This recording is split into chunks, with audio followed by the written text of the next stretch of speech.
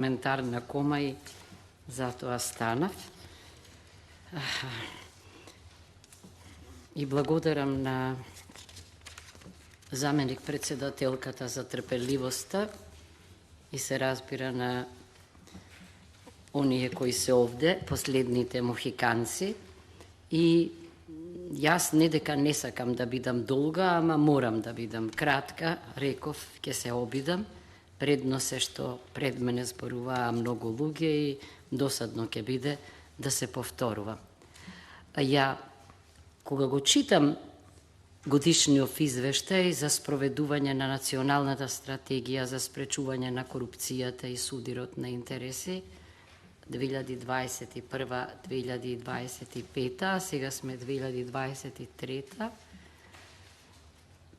го гледам некако заедно или низ призма на извештајот што неодамна го презентиравте овде на антикорупцијската комисија за она што се случува и мислам дека е добар потек на председателката на комисијата што во толку кусо време двата се овде, оти неразделни се. За мене како на некој начин како сијамски близнаци и затоа мене ми се јасни работите, оти се потврдува она што вие во извештајот го регистриравте како проблем детектиран, препораките се потврдува дека тоа не е зашто вие сакате да бидете критични, туку тоа е заради неспроведувањето на националната стратегија за спречување на корупцијата и судирот на интереси. И затоа ние немаме голем избор. Впрочем, неспроведувањето не тера да си го поставиме следново прашање.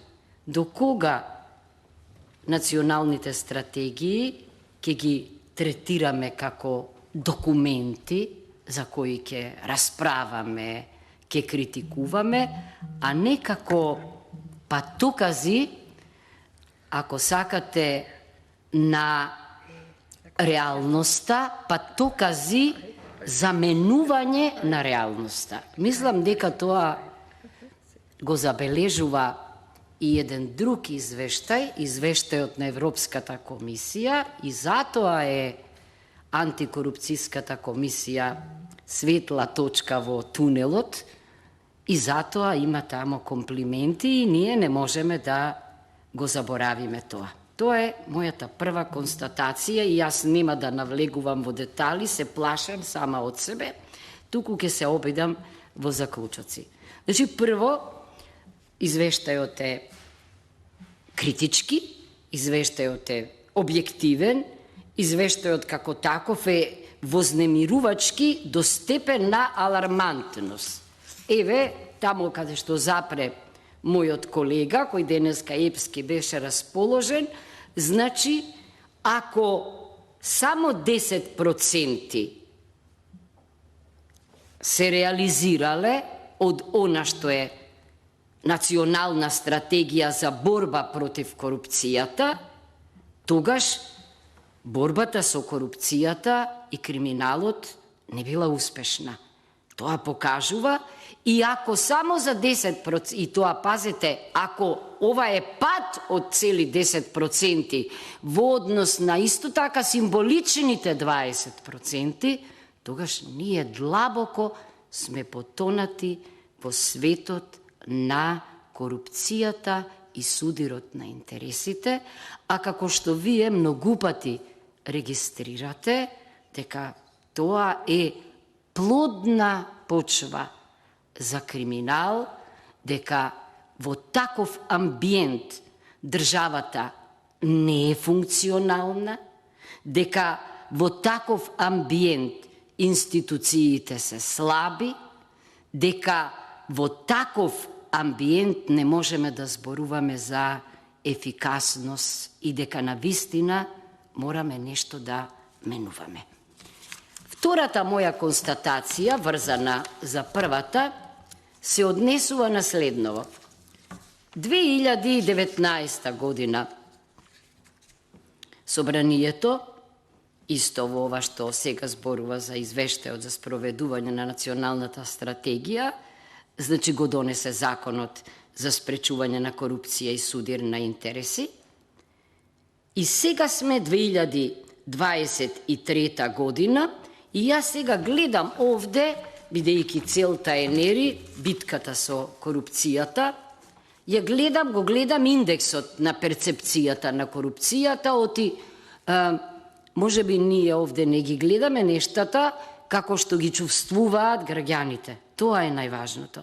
И сега гледам дека, кога ја гледам ранглистава, нешто што е навистина фрапантно. Да речеме, сега се во 2020 година се заокружи еден циклус на едно парламентарно мнозинство и на една влада и во 2017 година перцепцијата била ваква, на 107-то место сме биле рангирани. 2020, кога всушност е направена ова национална стратегија, нели, кога е донесена националната стратегија, го гледам индексот на корупција 111-то место. Што да кажам?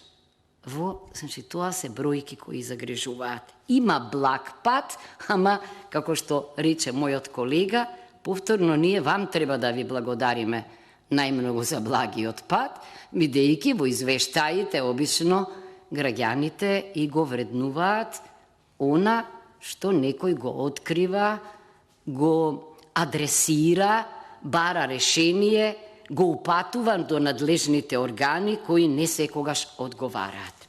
Трето нешто што мислам дека е исто така битно за целата оваа ситуација за оценката. Да, методологијата на креирањето национални стратегии за спречување со корупција и судир на интереси не е оригинална, наша, туку е европска и стандардна. Значи, таа е градена за демократски држави, зошто? Бидејќи се работи за повеќе за интроспекција. Значи, во еден демократски амбиент на институциите им се остава да ги видат со широко отворени очи, да ги детектираат проблемите и во зависност од карактерот на проблемите, во зависност од човечките ресурси, во зависност од финансиските потенцијали, да ги означат со бројка. Не е тоа доволно, треба, бидејќи тие за тоа постојат, за тоа се избрани, да ги утврдат најсоодветните мерки за решавање на секој проблем, што значи многу добро е ако за проблемот има повеќе мерки, многу добро е ако се детектираат повеќе проблеми и многу добро е ако активностите, значи, се насочени кон правилно, навремено, соодветно, навремена соодветна употреба на мерките, зошто? За да може да се решат проблемите. Значи, идејата е да се намалат аутпутите, барањата. Зошто? Затоа што има соодветни аутпути, соодветни решенија. Тоа овде гледаме дека е катастрофално. Значи, само 10% од она што е утврдено како мерка е реализирано и сами рековме дека всушност од демократскиот капацитет на институцијата или од стручноста и од компетентноста и посветеноста на вработените зависи колку микроскопски добро ќе ги утврдат проблемите од нивното знаење и од расположивите средства од секаков вид, какви мерки ќе утврдат и се разбира потоа од посветеноста, па и од одговорноста, од транспарентноста, од соработката, од тренираноста, како, значи какви активности ќе превземат. И ова, јасно е од овој извештај, дека е во голем дисбаланс. Кога веќе се повикав на извештајот што го разгледувавме, што е јасно уште на прв поглед?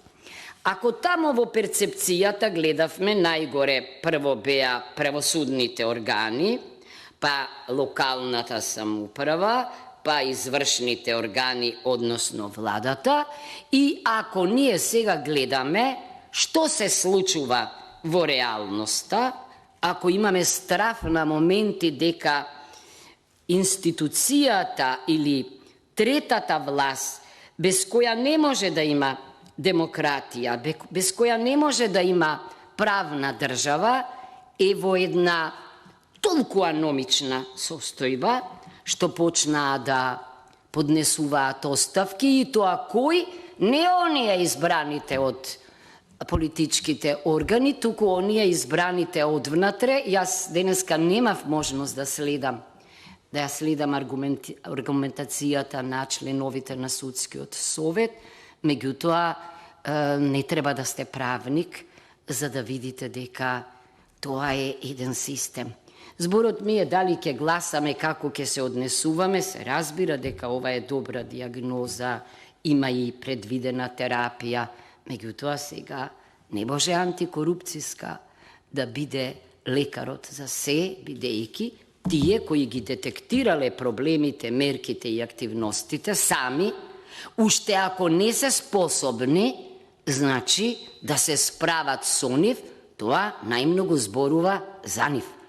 Кои сме ние, да, тие другите се медиумите, ние и така натамо, што ги предупредуваме дека имаат обврска не само кон себе, туку и кон општото добро, и дека час поскоро треба да ги редуцираат, значи, проблемите, како преку примената на мерките и преку зголемените активности.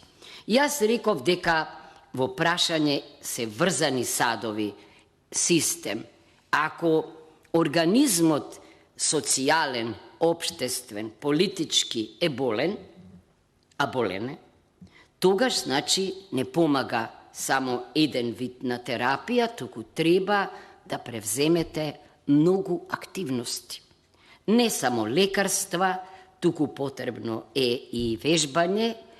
Демократијата се учи со вежбање, јас многу пати велам, како и љубовта.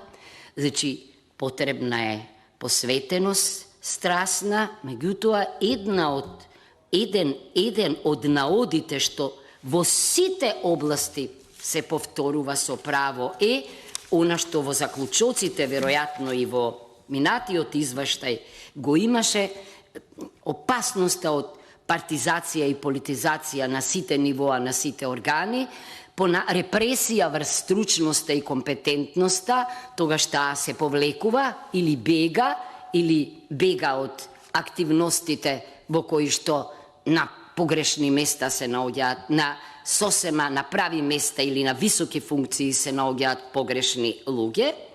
Понатаму, со право велите дека е потребен систем на транспарентност, на инклузивност, на отчетност, на одговорност. Тоа не е можно во систем во кој на победникот му припаѓа пленот, тоа што го велиме ние дека се наградуваат оние кои што се заслужни за политичките функции, а не оние кои знаат и умеат. Јас стално велам дека апсолутната моќ е опасна, дека таа апсолутно корумпира, и сега мене овде ми личи дека она што го давате како препорака во овој момент со 10% реализација на националната стратегија, неколку пати велам, е како еден стап, како е сламка, се плашам да не е престрого, за која ние како давеник ќе се фатиме, бидејќи очигледно дека дотамо е дојдена работата. Немам јас време да одам по области, меѓутоа мислам дека еден од заклучоците треба да биде да ние имаме такво искуство да спроведеме, да седнеме овде на заедничка тркалезна маса на една надзорна расправа, зошто бидејќи тоа го налагаат овие 10% реализација на националната стратегија. Значи да, очигледно е дека е различен односот кон или одговорноста кон предизвикот да се детектираат проблемите и да се решат во различни органи. Меѓутоа, факт е дека овде ние треба да разговараме за ова многу ниско ниво на реализација, зашто иначе значи дека корупцијата и судирот на интересите станале наша реалност која не загрижува.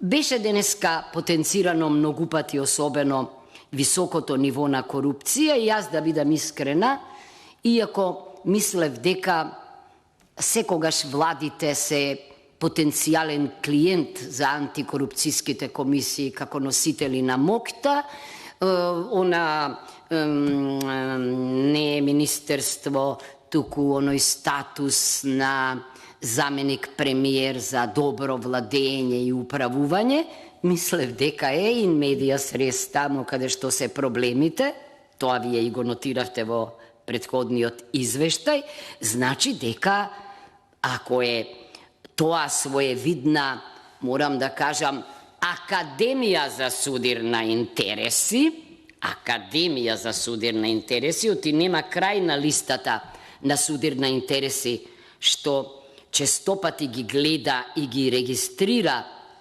господја Грковска, дека тоа е некоја самосвест и дека ќе доведе до катарза, бидејќи еве ние треба да дадеме пример, зашто најчесто сме посочувани покрај правосудните органи, а и со нив сме врзани, бидејќи она што се случува во судскиот совет и во советот на јавни обвинители не е само судска работа, не. Таа е неразделна од политизацијата која е погубна и од партизацијата на судството. Значи, тоа би било исто така еден од елементите што сакам да ги препорачам. Понатаму, со право велите вие, да, дека покрај транспарентноста и отчетноста потребна е одговорност, иначе зошто би зборувале ние за одговорност, доколку немаме санкција на одговорноста, немаме институционална одговорност прво, ама немаме ни персонална одговорност. Сепак во сите овие области, сектори што вие ги анализирате, темелно има луѓе кои што се тамо токму за да бидат носителите на реформите, на активностите.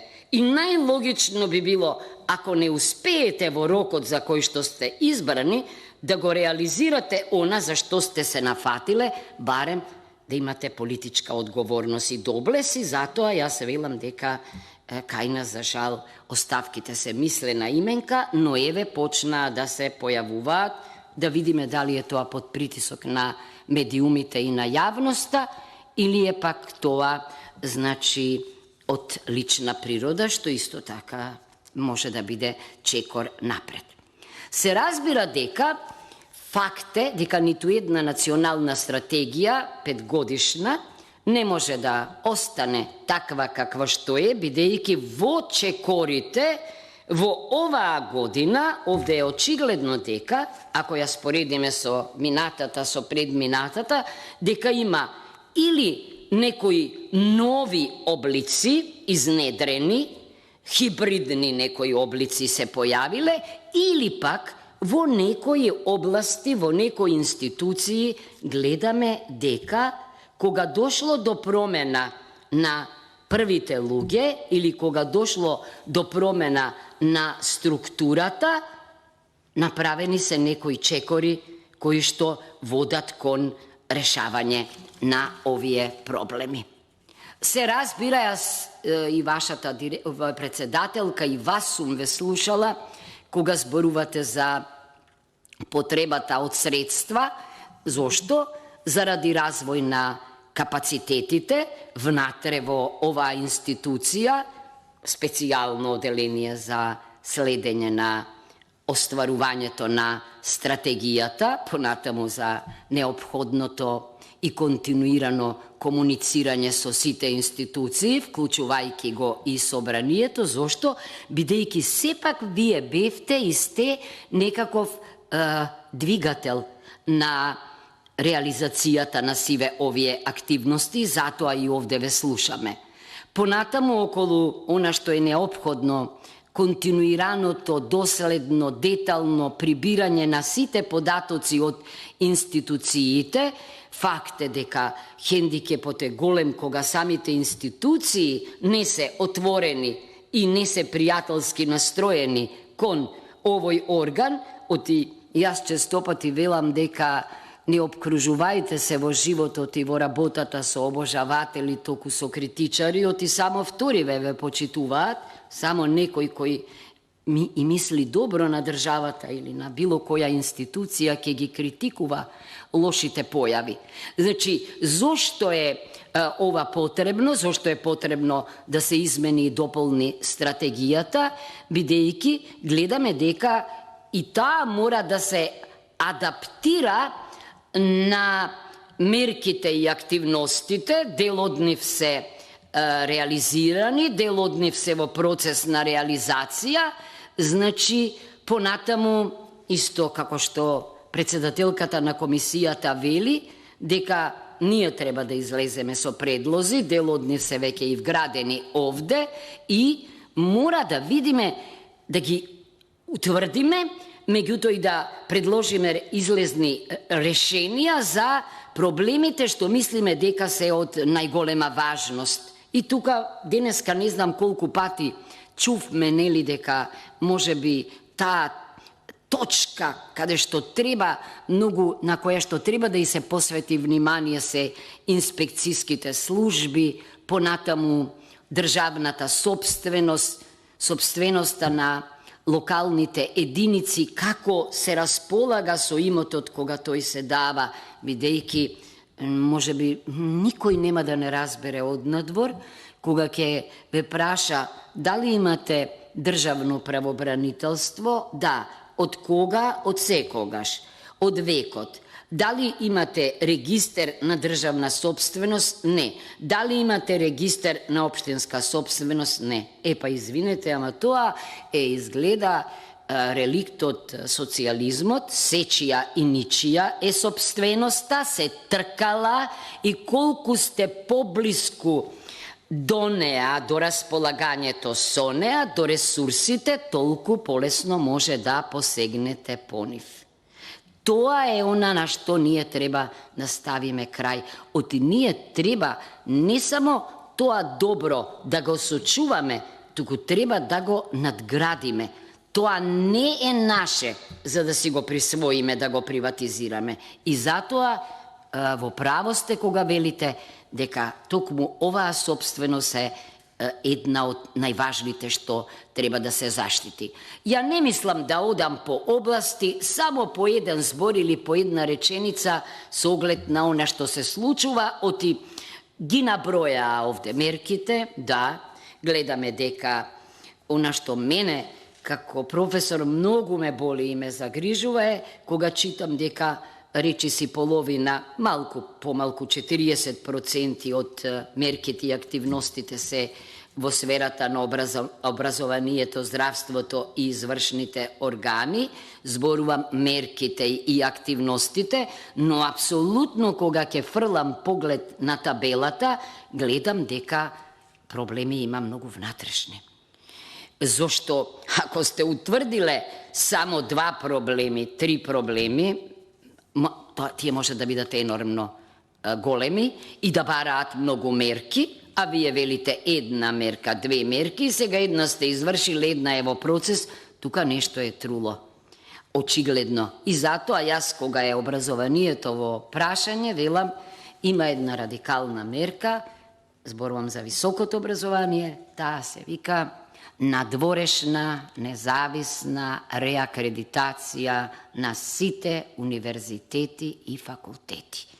Очите од надвор, ние сакаме да одиме во Европа, во образованието мораме прво да бидеме европски, значи компетитивни, не по дома да си се надпреваруваме, значи да видиме каде одат парите, зашто постојано повторувам дека просперитетот на една држава во најголема мерка зависи од образованието, ама и крахот на една држава е секогаш поврзан со лошото образование. Веќе за јавните набавки овде беше зборувано, за вработувањето исто така, за политичкиот систем, ја само да кажам дека е пореметена рамнотежата на трите власти, не само кај нас, во корис на извршната власт, дека ние не само што не ги развиваме, туку и не ги користиме расположивите спреги и кочници. Без спреги и кочници кон сите власти нема демократски политички систем. Здравството веќе го зборуваше Здравко, но јас само со една реченица.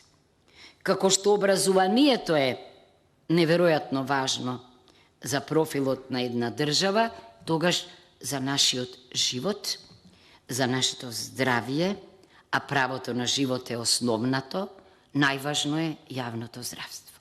Може да ми се налутат, ама јас ке кажам дека јас очекував мерка, ако ви заменуваат најдобрите лекари, ако одат во приватното здравство, вие мора да превземете мерки да ги задржите.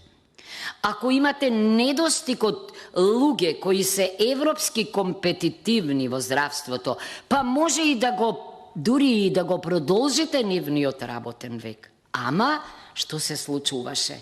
Фрустрирани министри од позиција на сила се справуваа со најдобрите во здравството, наместо да им изразат должен респект, оти тие вчера биле нивни учители, ама и оние кои се грижат за нашето здравие, јас очекував да го продолжат до 70 години да предложат да одат во пензија. Една од мерките, понатамо да и возможат во јавното здравство и приватно и така натамо. Но, знаете како, жално е во здравството да детектираме синдром на Салиери. Тоа нам ни се случува. Да се справувате со најдобрите. Тоа, мислам дека зборува за за процеси кои мора да се лекуваат во политиката. Под наводници го ставам, во смисла на ароганција, мислам, во смисла на политичка моќ, која што нема разбирање за авторитетите. За образованието зборувам, исто ми е страшно чудно за труд и социјална политика, една област која можеби најмногу ги допира животите на сите луѓе, ако гледаме. А бидејќи целата транзиција беше процес на осиромашување, на пауперизација, кризите што се појавија, случувајќи ја последната ковид кризата, најмногу ги допре најранливите категории, јас овде очекував најголеми проблеми. Еден проблем, 5 мерки, 10 активности. И несоодветна, од извештајов се гледа, од стратегијава, несоодветна комуникација, несоодветнен отчет и така натаму.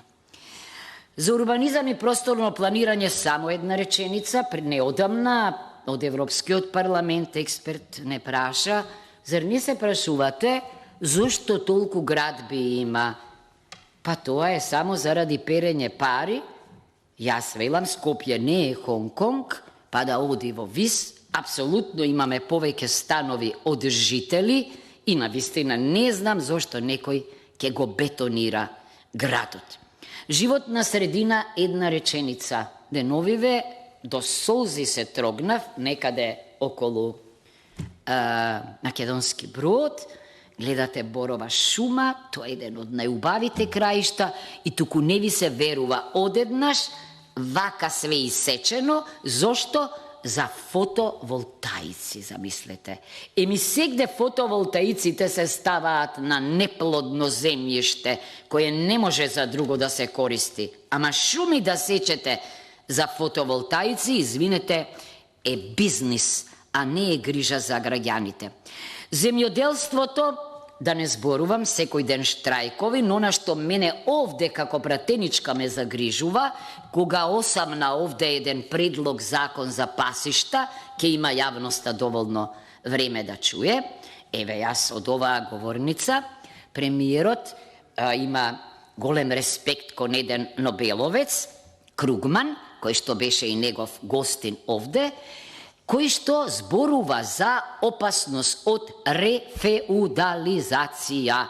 Тоа значи државно земјиште, узурпирање или купување по багателни цени заради креирање на своевидни феуди. Ево овој закон, дури и во шумите тревата може да биде пасиште, па таму може да се градат објекти, замислете, и така мислам дека ние ќе потонеме уште повеќе во корупција и криминал. Економија и бизнис, една реченица, ние имаме бизнис ориентирана политика, тоа е факт. И луѓето од економијата се жалат, велат дека наместо да се создава амбиент за надпревар, бидејќи тоа е еден од копенхагенските критериуми, кај нас политиката длабоко влегува во бизнисот.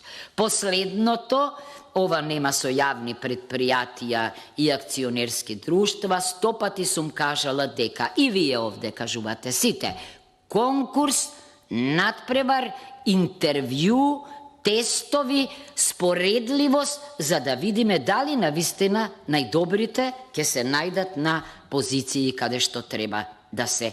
А не ние да слушаме дека има луѓе на високи позиции кои не знаат каде се.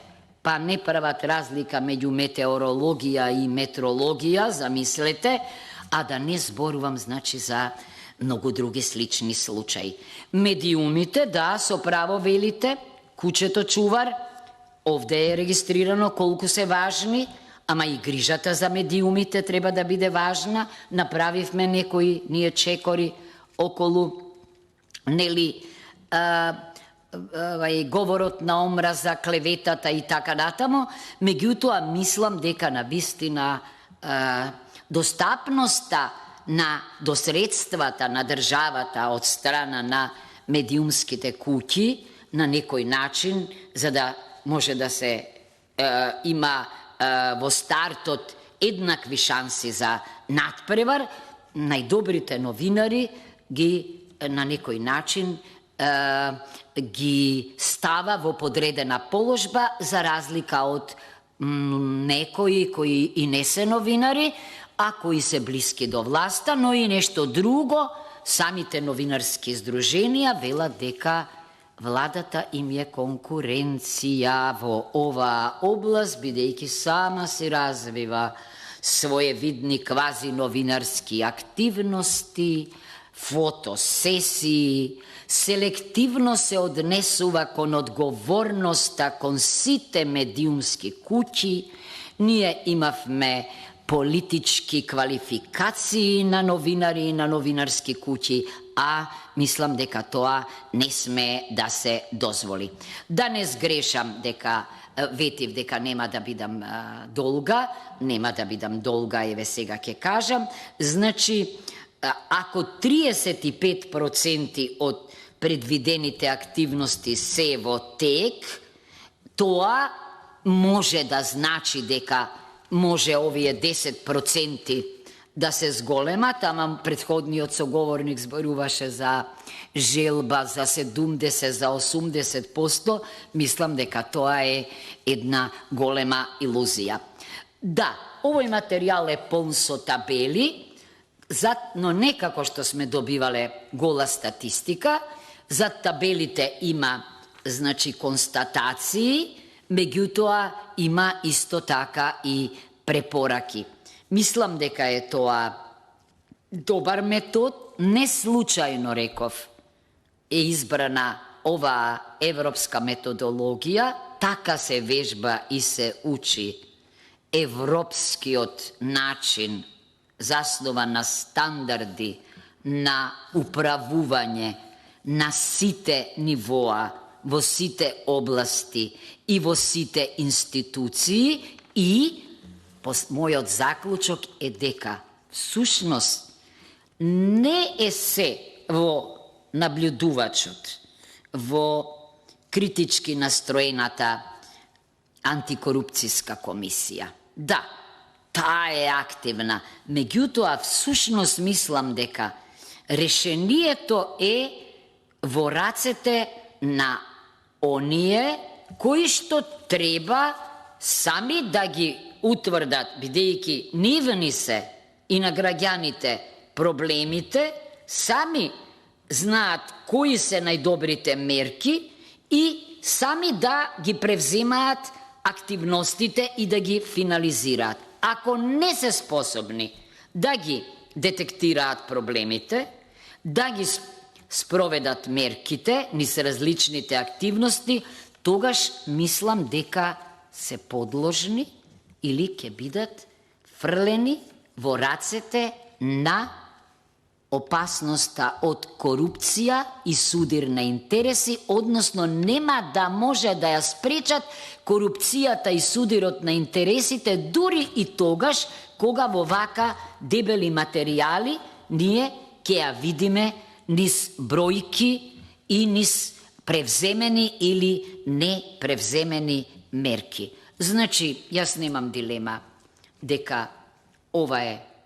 соодветен годишен извештај кој што треба нас во собранието, бидејќи ние сме тие што ја носат националната стратегија, да не натера длабоко да се замислиме, да ние да предложиме исто така сами на овие предложени мерки, наши мерки, активности да превземеме сами, да дадеме пример, председателката посочи, календар, деловник, отварање за јавноста на работните тела, организирање надзорни расправи, соработка понатамошна со невладиниот сектор, отвореност кон медиумите, покажување со пример дека ние сме овде заради